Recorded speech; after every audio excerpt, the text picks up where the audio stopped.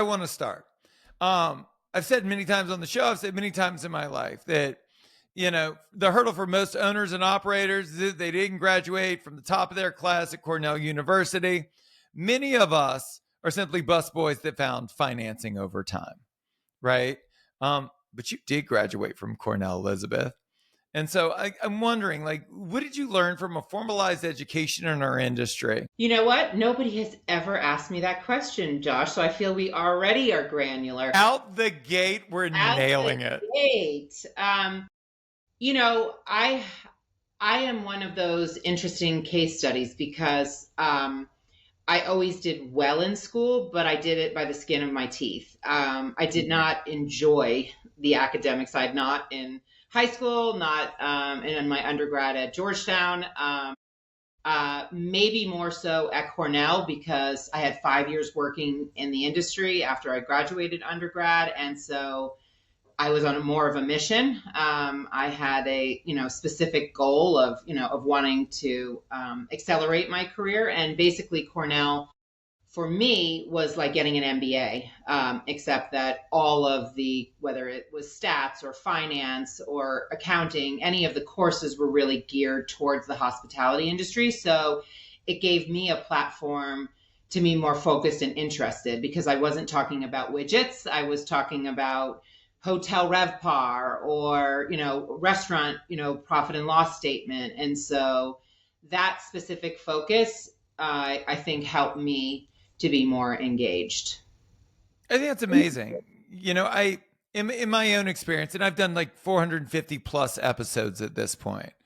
And everybody's successful in their own right in different ways. Like a small percentage, I'll talk to them and I'll be like, what are the keys to success? And they're like, I just feel like if you have great food and great beverage and great service, somehow, some way you'll just make it. To which I always think, lies. That is not. And I would say something, completely different because I'm married to a chef. Kim Cantinwala is not only my husband, but my business partner. And he oversees, while he has a culinary background and is an extraordinary chef, he oversees our operations. But, 10 years ago, even married to a chef, I certainly would say that, oh, good food and service. And now I don't say that at all. Now it's real estate. Now it's what your lease looks like. Now it's your marketing. Absolutely. Revenue per square foot. All of the things. Now maybe it's even your interior design. Then it's your food. And then probably last on the list is now service. So it's interesting because I think, we live in, really changing times. And so it's not enough to be a great chef or a great restaurateur or to focus on service. That's really important. But you have to be a jack of all trades because if you have this wonderful food and wonderful service and you don't know how to amplify it through marketing, nobody's coming. The other thing I want to talk about, and then I'll get off the Cornell thing, but I just think it's really interesting. So when I was a restaurateur, I knew my employees and my patrons. My network was very, very, very small. And then when I sold the group and I got into media and consulting and all of this, I came into contact with all of these people that I had looked up to and idolized. And they say that proximity is power, right? That your network determines your net worth. And then you think, well, you learn stuff at Cornell and that's great. But then you find out that like the Kalis brothers and Will Guidera went to school together, right? And Kevin Bain was there too from Boca Group. And then you think to yourself, holy shit, what are they putting in the water over there? The thing. Right? It's like a thing. It's like, really, it's a thing. It's a thing. And at 45, it's probably too late for me to go back. But I am curious about networking and network effect. Because I would say that if you polled most independent restaurant owners and operators, they would tell you that they live on an island. That they feel like they know very few people that are more successful than they are, that everybody's struggling, everybody's making no money in this industry, super thin margins, when like you're exposed to an entire world of people that are just cranking. Yeah, I will probably get in trouble for saying this, but I don't think that it's the academia or the course curriculum that I went through at Cornell. I think 100% it's the alumni network, and it's the people that I met. I feel like had I gone to a school and joined a fraternity or a sorority, it's that same, group of collegial. And, yes, it's a thing at Cornell, but our son is at SMU. And I mean, there's certainly an incredible power, through that alumni network. And so, yes, because of Cornell being the only Ivy that, specifically has focused on hotel administration, which encompasses the restaurant business as well. I think that there's a unique group of us alumni, including, most hotel CEOs, that listed. So that network is absolutely powerful. And so I think that you're right. And I think that, when you have that familiarity with people and you've gone to school with them, there's a comfort level. And especially for the Cornell undergraduates, it's one of the most rigorous undergraduate programs to be accepted to in the country. So there should be, a sense of pride. That, however, is a cautionary tale because, I can give you a list of so many restaurateurs and chefs. Some, didn't even complete, formal high school education. This is a business. And when I speak and I lecture at Cornell, I tell the students that degree alone is not, it might get the door open, but it's not going to be success. Our business is so operations driven that having that experience, even if you just work in the summers or, like through high school, to leave Cornell with only, the diploma and not the operations experience really, sets you behind. And so, if you did the tougher school of hard knocks and and started working in your teens in restaurants and went out, there's still graduate programs or adjunct programs, or the Culinary Institute of America has all kinds of entrepreneurship and graduate programs where you can work and combine it. But having those academic tools combined with the practical experience is really, what I believe is my key to success. And when you started your career, you didn't start in Vegas, but you did land in Vegas. I did. Um, and I think the most interesting part about that is kind of like the era of Vegas. So, like, you look at Vegas and it's a culinary destination, and you look at Los Angeles and it's a culinary destination. But, like, I moved to Los Angeles in 2001. It was a food desert full of people with gutter palates that didn't know anything about anything, right? And so you were in Vegas kind of during this resurgence, kind of like what Los Angeles saw, where we all had the same idea, right? Like, let's just import a bunch of chefs from New York and see how it goes. And it turns out it went really, really well. But I want you to paint the picture of what Vegas looked like when you went, because it looks very different today. Sure. No, I started in West Hartford, Connecticut as 16 years old the taco girl at happy hour at a restaurant called Pancho McGee's. And that launched my lifelong passion for the industry. But, sometimes if I'm doing a speaking engagement, I show a slide and it's an old billboard of one of the casino hotels, and it has 99-cent shrimp cocktail and $1.99 all you can eat buffet. And I say to people, I mean, like, this looks like it's from the 1950s, but it wasn't. It was from 1998 when I moved out here. And so, it's kind of extraordinary over this 27 plus years that I've been here to watch this city undergo this dramatic transformation.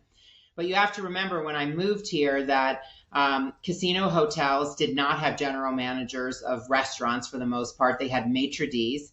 Many of the fine dining restaurants in the casino hotels didn't have bathrooms. So you actually had to leave the table, go out onto the casino floor to a main bathroom. And I never understood what the philosophy was. It was like, honey, I'll be right back. I'm going to the restroom, and throw down on the craps table. Right. See you in 20. it was just a different, kind of, of mindset and mentality. Oops, sorry. It was just a different mindset and mentality. And that wasn't 100 years ago. That was, only, a little over 25 years ago.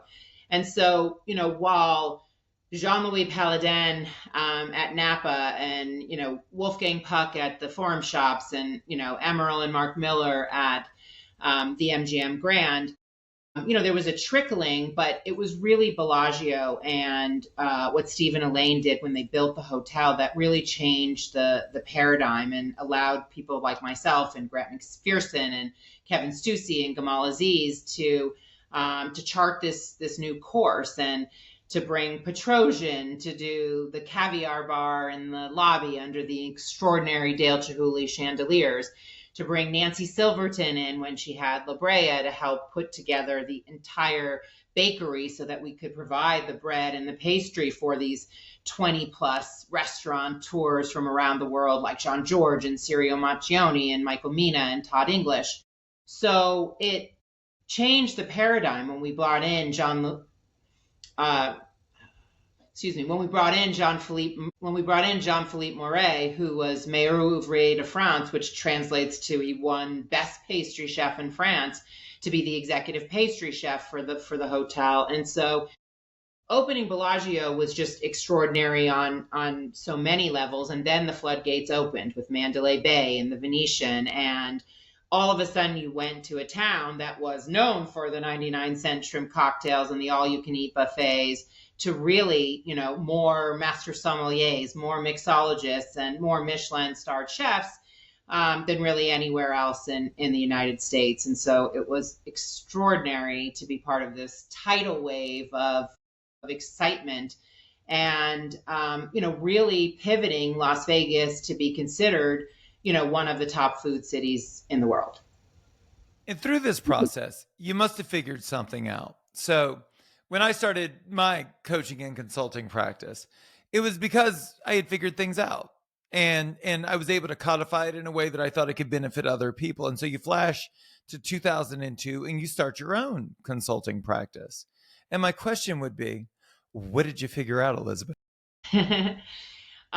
Well, back in my Cornell days, I remember sitting with my advisor, and she asked me, what it was that I wanted to do when I graduated. And like you, because I had worked through high school and college and even after college in operations and saw how hard it was and didn't find that operations was really my specific passion and niche, I thought what sounded appealing was consulting. And I remember to this day, because it's many years later now, that she had sort of this horrified look in her eyes. And she said to me, "What are you going to consult about? What is it that you know?"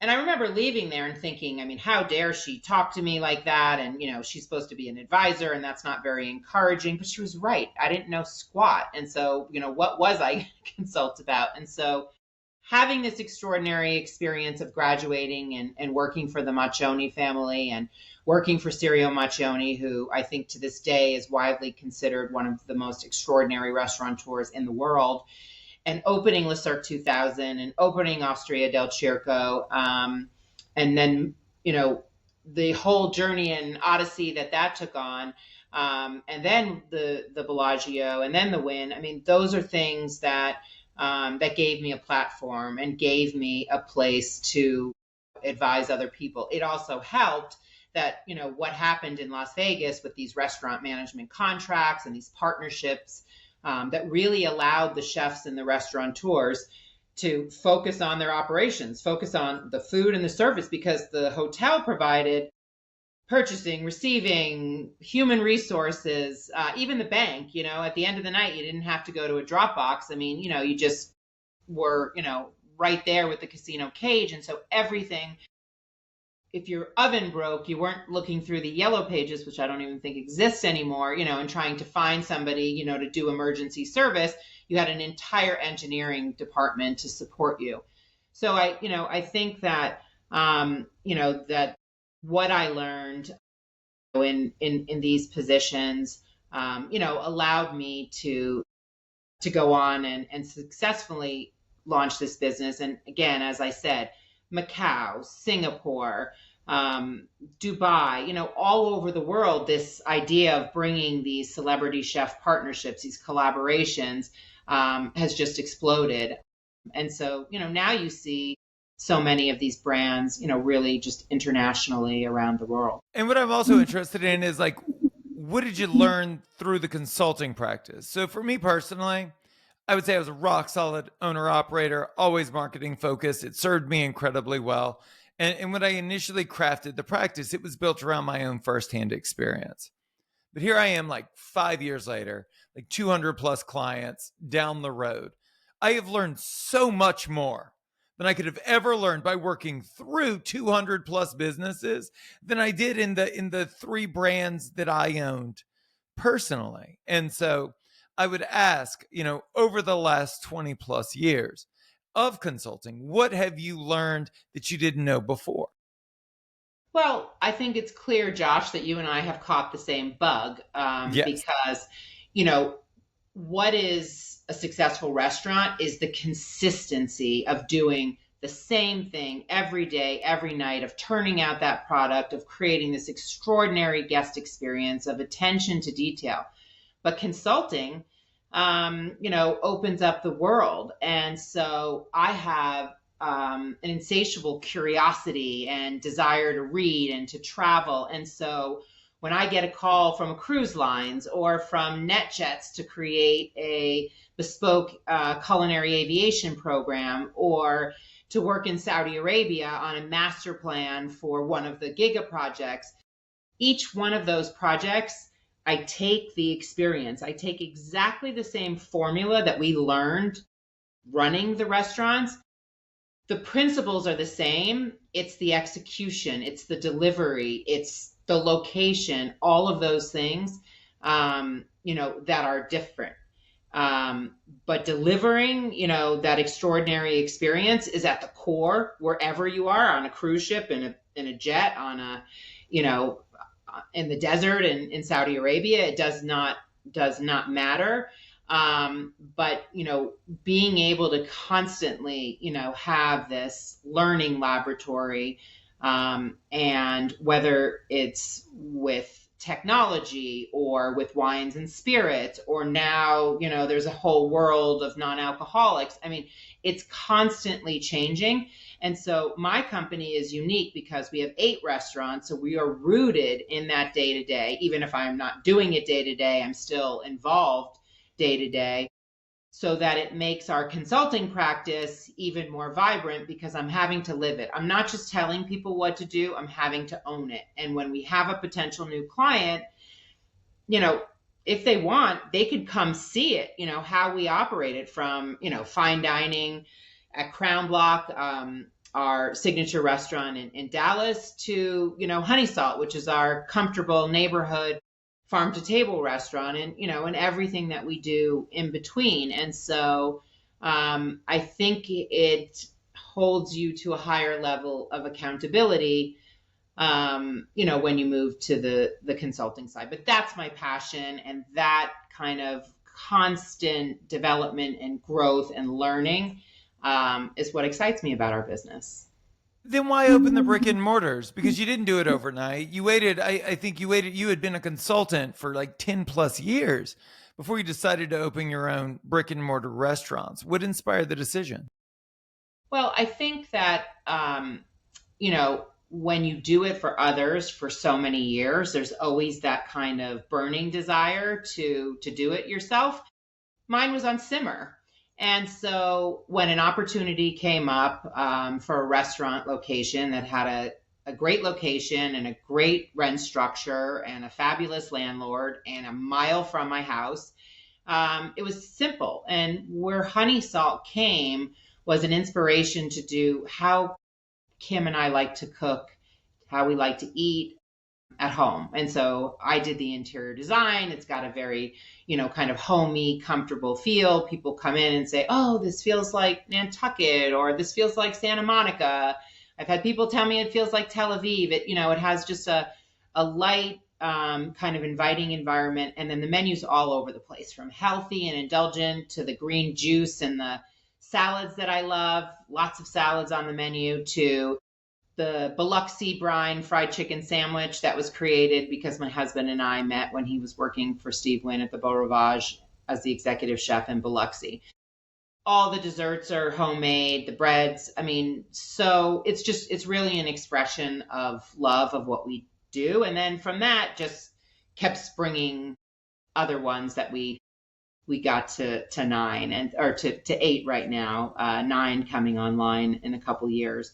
So I think it was an organic expansion. And, every time I do it, I also say to myself, okay, I got to be crazy. But I love the consulting side and my husband loves the operation side. Those are our two skill sets and we cross over in areas, but my husband really takes the helm with our president and business partner, who's also Cornell, Jason Lappin. So I think that's what proliferated that growth. We're expectation versus reality. So, it's so different to work through someone else's business than it is to own your own, right? And to actually have to deal with it. And that, it's one thing to hear about the floor drains backing up. It's another thing when you're the one that they call to get it fixed. So that being the case, expectation versus reality. I would love to hear you say after 10 plus years of consulting, all the boxes were checked and there were no surprises. That never happens. I know, and right? And a dumpster fire ensues. and the extraordinary thing is it doesn't matter that I've probably opened 100 plus restaurants. Sure. It never gets easier ever. I mean, and just when you think, okay, I've seen everything, some other absurd situation happens. Luckily, I am not the one that they call when the drain backs up. That's Jason's area of engineering expertise. But what does surprise people is that we work with an application which has a whole funny story called Venga, which is now part of Open Table, and I get those reports every day, and I can tell you 90% of what you see on social media is expected. A good experience, a bad experience, somebody just complaining about the most ridiculous things. But sometimes there's one that just tugs at your heartstrings, like it was somebody's anniversary or their dad's 80th birthday, and we failed and we let a customer down. And I will pick up the phone and call somebody, and they'll be like, "Really, you're the owner? This is Elizabeth Blau?" And that surprises me because I'm like, yeah, at the end of the day, the buck stops with me and we let you down. And this was you picked us and this was a special occasion. And it really, when you read those and you see them, like it's a punch to the gut because, we're only as good as the last meal that we served. And we're only as good as every single employee that touches the guest. And we're only as good as the manager who is taking care of our team. And, and sometimes that's a fail. And so that's where I really take it personally and that we really get involved in that kind of level. And, it seems like a simple formula. Like I want to mentor, I want to have a development track, I want to grow people so that I can continue to grow our company. And it just seems sometimes so difficult, whether it's not treating the team properly, whether it's not treating the guests properly, or it's just not taking that level of attention to detail. So no, it never gets easier. So if you choose to be in this business and you are the owner and you are the CEO, don't think that, you are going to, bypass any of those things because the accountability rests squarely on my husband, Jason's shoulders, and we take that very seriously. I also want to talk about like the fundamentals of the business. So, word on the street is, labor's never been higher, COGS have never been higher. It's still hard to find great, talented people that are excited to work in the industry. And we've hit a pricing ceiling, right? Consumers will only pay so much for a fried chicken sandwich. And so it seems like a really difficult time in the industry. And so you're navigating it through your clients, but you're also navigating it firsthand as a restaurant owner, and you're growing. So, in a time where you see the big people in the industry, right? The Chili's, the Applebee's, the TGI Fridays shrinking in scope, right? And these are the people with a proven game plan for decades and decades and decades. And you see independents struggling to stabilize, struggling to grow. Um, what gives you the ability to thrive in such difficult condition? Well, I mean, it's yes on all those things that you just said. I mean, it's there. We don't catch a break anywhere. Not in labor, not in costs, not in operations.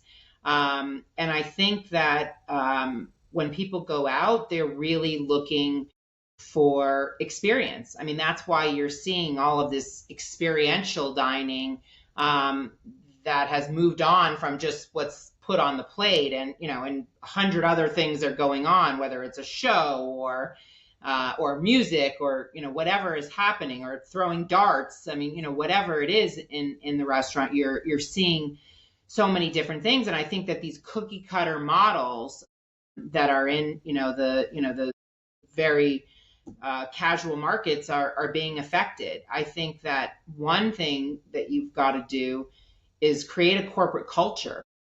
You have to, kind of have an identity that people want to work for you. I mean, it's easy for Jean-Georges and Danielle Boulou and Thomas Keller, because that is such a purely, culinary driven, like, I want to work and learn to cook for the best. But, there aren't hundreds of those around the country. There are only, dozens of those, real culinary icons, in this country and around the world. That people are wanting to go work for. So for the rest of us, we've got to create, some kind of platform. So, how you treat your team, understanding, and training, your management and leadership, that the buck stops with your employees. Like, if they're not your first priority, and people are like living in a different world, like, if you don't want to, work in a traditional labor environment, you can sit home and turn on your Uber and get in your car when you want to. You can deliver Amazon when you want to. I mean, you can work remote if you want to. So to lure people into our business that is long hours, that's tough, that's navigating through the kitchen staff and the customer, and and trying to get things right, and all of these expectations. So creating that culture, and creating a culture where people want to come work, that you're, paying attention to the detail of your food products. So you're really delivering something on the plate that doesn't have to be, micro tweezer fancy, but, that you're getting the best quality ingredients. I mean, right now I'm trying to figure out, how do I get rid of seed oils? Maybe people don't even know how toxic seed oils are, but, thinking for them. We've always done things like use the highest quality chicken and eggs that we possibly can, without turning our restaurant organic and pricing ourselves out of the market. But, at our steakhouse, Crown Block in Dallas, like, we went out to the farms, we researched, we talked to the cattlemen and understood what they were feeding and how they were raising these cows, and, and making sure that, they were treated humanely, because it shows in the taste of the beef that and if you want to be one of the top steakhouses in Dallas, you better start, for sure, with the beef that you're serving. And so it is a never ending attention to detail, whether it's trying to create a cocktail or a dessert that's Instagrammable. So there is, really no rest for the, the weary, if you want to excel and you want to continue to grow, because there is no stone unturned about making sure that you are being best in class, whether it's in service, whether it's in training, whether it's in your compensation program, whether it's in your marketing. And again, most importantly, it's how you're treating and how you're feeding your guests. You're really selling it. Nobody is ever going to want to work in this right business. And everyone just cut off the show. Done. Surely there's something else I could be doing, because this right. just exhausting. Cornell's going to call you on the phone and be like, everyone just unenrolled. Thanks for nothing. But speaking of selling it, let's talk about marketing. You brought it up at the top of the conversation. If you were to ask me, like, what is an oversimplification, but probably true within our industry, it's that restaurants that aren't properly capitalizing, it's a result of one of two things. It's product market fit or it's awareness, right? Either everybody knows and nobody cares, or nobody knows, but if they knew, they would care. So I'm sure marketing has always been a priority in abstract for you, for your clients, but as a restaurateur, it sits front and center. What does marketing look like? And definitely it's moved up, as I said earlier in the Sure. conversation, the top of priority, because now marketing also includes responding to all that social media. So everybody has become a food critic. It used to be in the day we were scared of the New York Times food critic, or, one of the magazines, but now literally every person that has a phone or computer that comes into your restaurant, whether it's Google or TripAdvisor or Open Table or, any other platform, can be reviewing. And so marketing has taken on so many different things, like how you're positioning yourself, who you're partnering with, who you're following on Instagram. There are just so many nuances. So now, whether you have a social media company that works with you or a social media partner, how you're working with Google in your paid advertising, so that that your search engine is optimized. The traditional routes of radio and television and billboards, I mean, they're still there. You still see them, but those are really kind of more traditionally left to the big companies with big budgets. And so for smaller independent restaurateurs, it's getting creative. It's getting giveaways on radio shows. It's partnering with local charities so that you're giving away things and creating awareness. Marketing has taken on so many untraditional avenues, that I don't even know how to, properly classify it anymore, because it just, is really anything that amplifies, whether it's, we're moving into the holidays. How are you selling your holiday parties, both on and off premise, if you offer catering?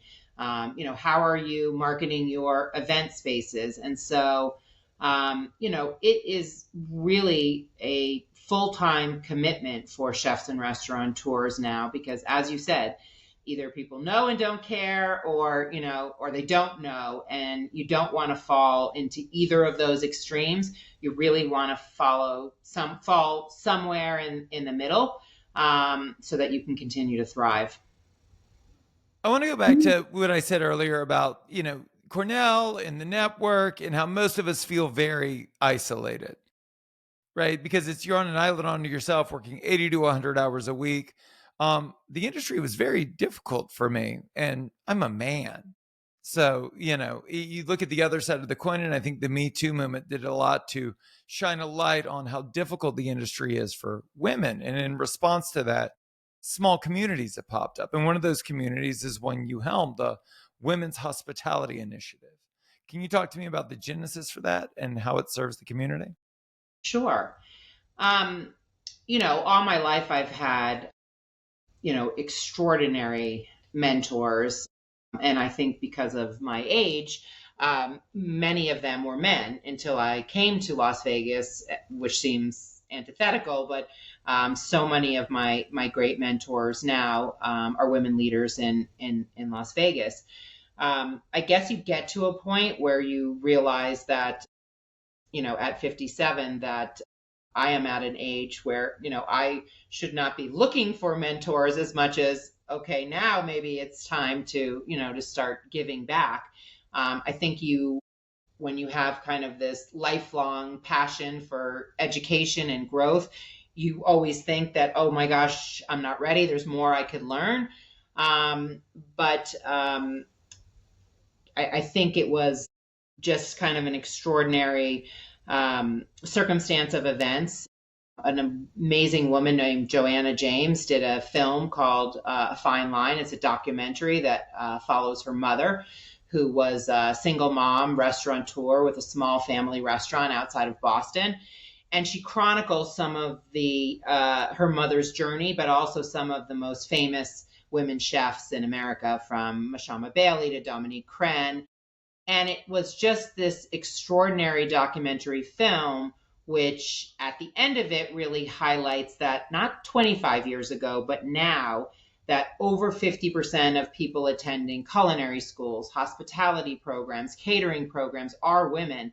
Yet that number of going into leadership, of owning restaurants or being an executive chef, is still under 7%. And I'm sitting here going, that number in the 27 years I've been in Las Vegas has increased by like 1%. I mean, like, how is that possible? And so, it occurred to me and this incredible group of women, Jolene Menina, Mary Kelly, Kristen Whittemore, that instead of trying to do something internationally or nationally, we are in the hospitality capital of America now. What if we could work with the hotel companies working together, Coke and Pepsi, US Food Service and Cisco, and not about Me Too, about how do we work together, men and women and women, working together to make sure that this next generation of women has the leadership skills needed to excel and to go into leadership positions. And without going into a ton of detail, we read a study that was commissioned by Sheryl Sandberg and the Lean In Foundation and McKinsey. And basically everybody knows about the glass ceiling. But what they found was this phenomenon called the broken rung, like a rung on a ladder. And men and women enter the workforce either from high school or college in the US in equal numbers. But women were actually falling behind at the first entry level job. They weren't excelling. The men were moving forward. And so some of these women were never even getting anywhere close to a glass ceiling. And so that's why we decided, if this is happening to our young women and they're entering from high school or college, let's first focus on education. Then, of course, the pandemic hit right when we launched this. And then we had to focus on how do we save the restaurant industry. But what we were able to do was launch a class. If you can believe, it was the first leadership course specifically developed for women at a collegiate level in hospitality. It's called From the Classroom to the Boardroom, Leadership for Women in Hospitality. UNLV and the Culinary Institute of America partner with us. San Diego State University and Florida International came on board. Florida International is still teaching the class. Culinary Institute, it'll be coming back to UNLV. And we've also partnered with the National Restaurant Association and their Pro Start program. And so we piloted it in 2 high schools here in Las Vegas. And so it's really exciting.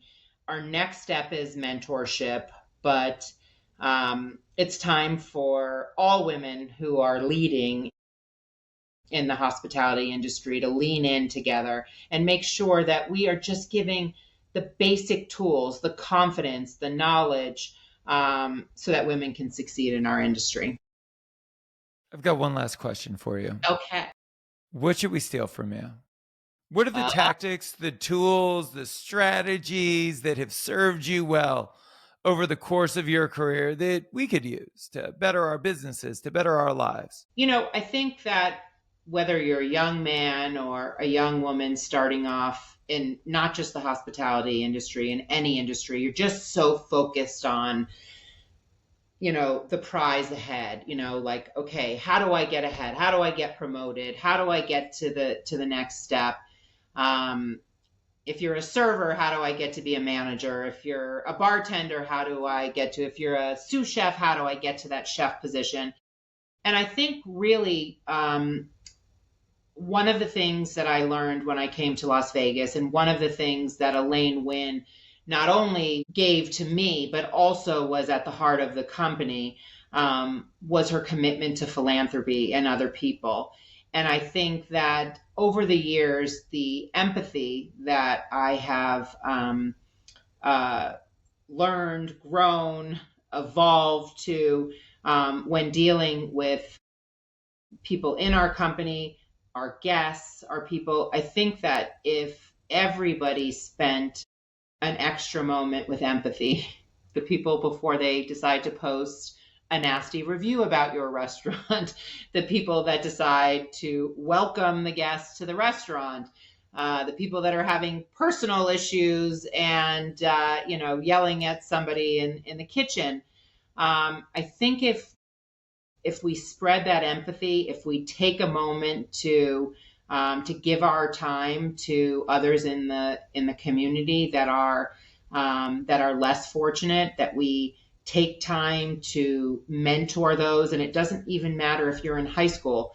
There's a kid behind you in middle school. If you're in college, there's a high school student. If you are a sous chef, there's a garde manger or a prep cook, who might benefit from some words of wisdom and some words of kindness. And so I think that I would say the skill that I am most proud of developing is my empathy. And I think if I can share that to your audience and the people that download, especially during this time of political turmoil that our country is going through, international turmoil and wars, a little empathy would go a long way.